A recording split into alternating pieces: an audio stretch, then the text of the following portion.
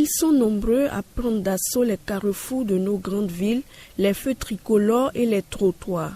Ces trottoirs leur tiennent parfois lieu de domicile. Eux, ce sont les mendiants.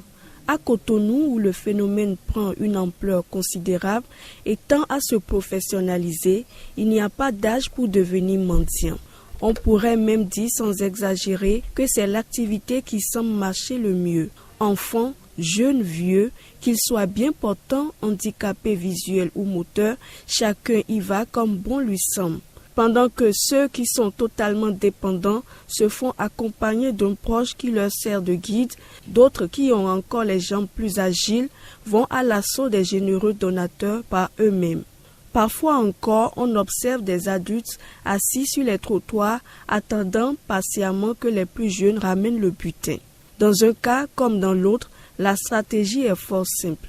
Lorsque le feu est au rouge et que les cyclistes et motocyclistes marquent leur arrêt, ces mendiants de tous âges se ruent vers eux avec pour ultime but parvenir à obtenir quelques pièces d'argent.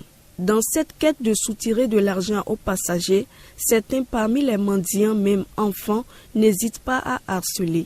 Ainsi, ils peuvent vous toucher, frapper contre la vitre du véhicule, chanter, souhaiter bonne journée ou bonne arrivée, dire des bénédictions.